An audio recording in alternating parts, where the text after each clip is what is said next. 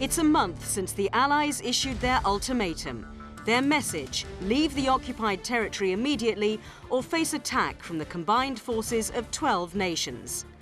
Following one last attempt at a diplomatic solution, the UN Security Council last night finally gave its approval for the use of force, and the coalition forces led by the US have deployed their Global Strike Task Force.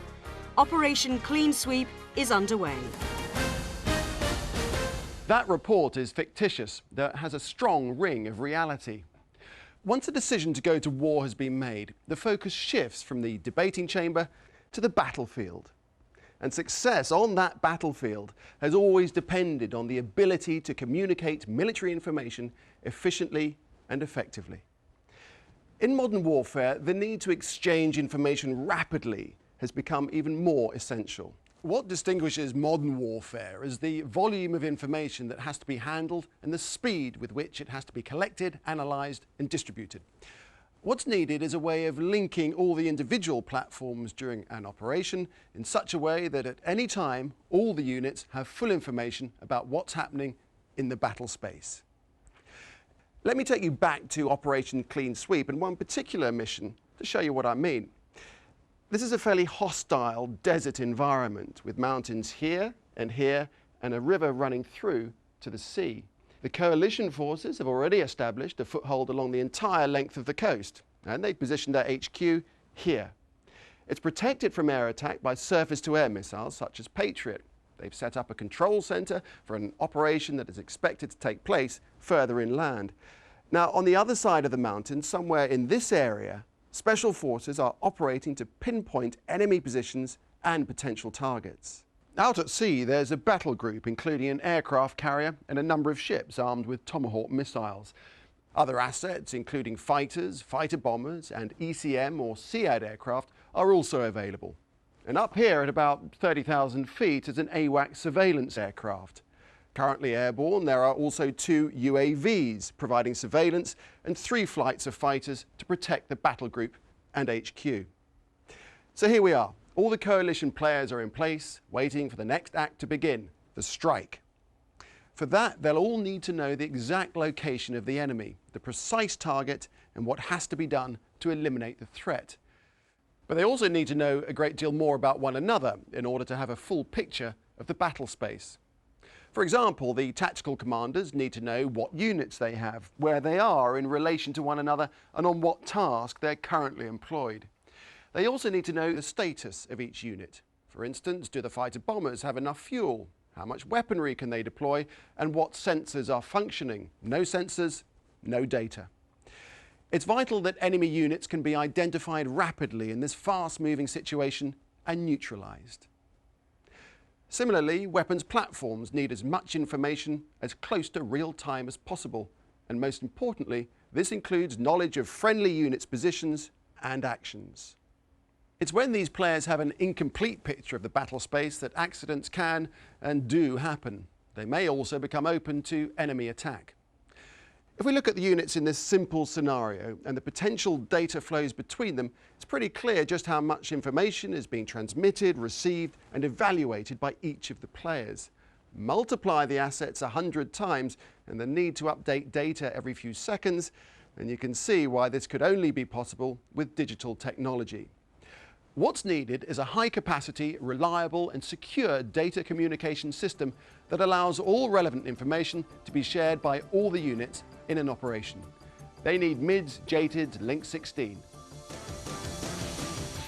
In simple terms, the technology is divided into 2 interrelated parts. The Joint or Multifunctional Tactical Information Distribution System, JTIDs or MIDS, provides the information bearer, the pathway for transporting the tactical information messages. It is both very secure and resistant to jamming. Link16 provides a standardized messaging service, a common language which all units use and understand. It covers messages as diverse as unit position and speed to the number of unfired weapons, from surveillance to command. The combination of JTIDs, MIDS and Link16 is a bit like the carrier pigeon service. The pigeon was the bearer and the written, often coded note was the message. One of the results of this division is that the message can be separated from the bearer and be carried by something else. For example, the Joint Range Extension, or JRE, which is Link16 via satellite or other long-haul communication system. Today, coalition forces have been in action in southern and central parts of the region. They've met strong resistance, and while progress has been slowed, they've established Operation Clean Sweep is underway. The key assets are Link16 capable and are therefore able to exchange data with one another. However, the starting point for this operation was the work that has been done months, maybe years earlier, by a team of military planners who created a number of generic network designs to meet the needs of a wide variety of military situations. In simple terms, they produced a series of shopping lists or templates of assets that would be needed in a number of different military scenarios, both for use in peace and during hostilities. One of these generic network designs is being used for Operation Clean Sweep. It specifies all of the assets that are likely to be needed for this operation. This network design encompasses all the data exchange requirements of the Allied forces for the duration of the operation. When it comes to planning an individual mission, the design is modified for the assets that are assigned to that action. And this is done on a day-to-day basis by a team of network planners. The Allied assets for this mission have been agreed. The Link16 network design is specified by the op-task link, including any local modifying parameters and the crypto variables. Network load customization occurs at each unit's Initialization Data Preparation Facility, IDPF, including network parameters derived from the design, platform parameters such as antenna lead lengths, and mission parameters such as own call sign. The unit is now ready to join the network. Now, the Special Forces have located the precise position of the enemy target. It comprises an HQ surrounded by SAMs, and to the north there's an airbase. With this information, the mission can get underway, but it has to be fed back to Allied tactical commanders. But there is a problem. The Special Forces do not have a JTIDS facility. They send the information using Joint Range Extension. The bearer in this case is not JTIDS or MIDS, but JRE, a satellite link. So the Special Forces are able to use the same language, Link16, but a different bearer carries the information. Once received, this data may be forwarded by MIDS JTIDS to the other units. The target has now been located. What I'm going to do is to take you through this mission to show you how MIDS Link16 works in order to support a successful mission. In this case, we're looking at 3 targets that will all have to be dealt with in the right order. There's the enemy airbase, there are the SAM sites, and then when the defences have been taken out, there's the enemy HQ itself. We have all our assets in play. When they joined, they went through an initialization process, which allows them all to talk to one another. The terminals had to synchronize to the network, a bit like synchronizing watches, so everyone is on the same time. The network time reference periodically transmits a J00 initial entry message. All Link16 messages are given J numbers. Receipt of the initial entry message means that the terminal has achieved course synchronization and allows data reception. Further active or passive processing facilitates the achievement of fine synchronization, which, once achieved, permits data transmission. All assets transmit a precise participant location and identification, or PPLI message. This lets everyone else know their position, course, speed, platform type, activity, and so on. With all assets now linked in a common network, 3 things are possible. It significantly reduces the danger of fratricide, because all the friendly forces' positions are known. Secure in the knowledge of friendly disposition, the focus of attention shifts to the identification of the enemy. As a result, the tactical commander has a clear picture on which to base his tactical decisions. The mission is now in the hands of the tactical commander, and as it unfolds, he will describe what he's doing, and I'll take a look at the way in which Link16 is supporting the action. What's the first step? Well, I now know where all my assets are located, where the enemy target is, and how well it is protected. First thing I'm going to do is order a missile attack on the airbase.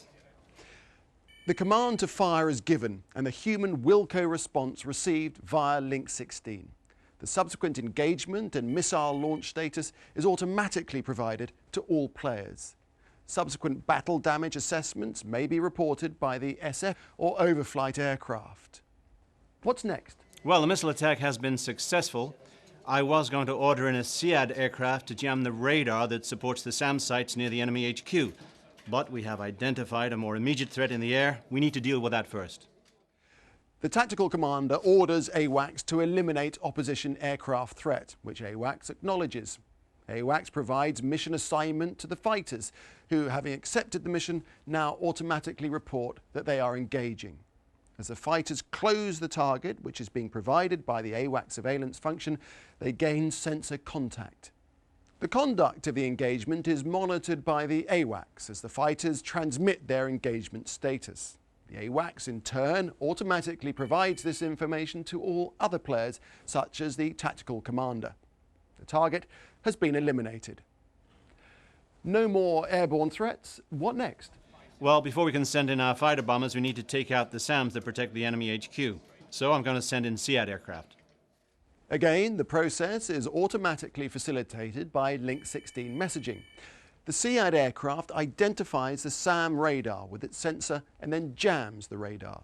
It sends back messages to say that it's locked on and jamming. The Link16 response from Tactical Command is to fire a HARM missile. The SEAD aircraft reports battle damage assessment. We didn't get it all, so I'm going to instruct AWACS to order a ground strike. The AWACS now instructs a fighter bomber using a mission assignment, J12 message. The fighter bomber has data on the target location and what other assets are in the area. He accepts the mission with a Wilco message. The fighter bomber now takes over. He is constantly in touch with the AWACS and his wingman using Link16, providing messages about his rapidly changing position as he closes on the target. Now he transmits messages to say missile fired, followed by target destroyed, which is broadcast across the network by the AWACS. With the headquarters unprotected, I can now send in the fighter bombers to destroy the enemy HQ. Well, the mission has been successful, supported by MIDS and Link16. It's very clear that with such a complex and fast-moving scenario, that voice communication alone would have been totally inadequate. The need for rapid data exchange systems like MIDS Link16 is vital to successfully conduct modern network-centric warfare. But we've only covered part of what this system can do. First, as you saw earlier, the number of data exchanges and their frequency can be significant. Every asset will want to have the most up-to-date information relevant to their part of the mission. But they may not all need the information as rapidly as each other. For example, fighters which are moving quickly and close to each other will need to provide mutual updates of their positional data more frequently than most other units. How then does MIDS Link16 handle the problem? Well, it gets them to share the network capacity using something called TDMA, Time Division Multiple Access. MIDS is a high but not infinite capacity data exchange system. The 24-hour day is divided into 112.5 epochs. Each epoch is then divided into 64 frames of 12 seconds. Every 12-second frame is subdivided into 1,536 time slots. Depending on its role, each unit is allocated a certain number of time slots in respect of each function, for example, surveillance or control, in which to transmit its data. At all other times, it is listening or receiving information. It's possible to increase the capacity of the network by allowing different units or platforms to access the same time slots simultaneously. These can be imagined as time slot nets stacked one on top of the other. This provides either a multi-net capability, where different functions are simultaneously serviced, or a stacked net capability, where the same function may be provided to different user groups. So all of these units will have been sharing data, but while the operation was underway, MIDS Link16 was also providing two other vital services. First, a very high level of availability and security. We have seen a considerable amount of data exchange taking place during the mission. Whilst anti-jamming measures also add security, the system security is provided by sophisticated encryption. In reality, these two functions are closely linked, since the transmission security crypto variable is fundamental to both data interleaving and frequency hopping. Added security is provided by double encryption of the data before it is transmitted. One of the other strengths of the system is that it is survivable. Let's go back to the tactical commander. What would have happened if the network time reference had been forced to leave, maybe through equipment failure? Well, although one major part of the communication system has been lost, the network would not have been destroyed. The rest of the network remains intact. If the NTR had to leave, its function is reassigned in time to an alternative unit. And in the meantime, there is no communications loss. The system is sometimes referred to as a nodeless network because of its ability to survive such a loss. What have we learned about MIDS Link16? MIDS Link16 is a netted system where multiple users exchange data on a flexible network. Link16 is the message standard and can be carried by a number of different bearers. There's no central node, so no one key player is essential for the survival of the network. It is highly secure and is resistant to electronic countermeasures or jamming. It provides the fullest picture possible to all units involved in an action. As warfare becomes increasingly more complex, the ability to handle vast quantities of data will only be possible through the use of systems like MIDS Link16. It will allow the complexity of the battle space to be effectively managed and Allied losses kept to an absolute minimum. As a data exchange system, it's changed the nature of operational activity from platform to platform data exchange to network-centric warfare.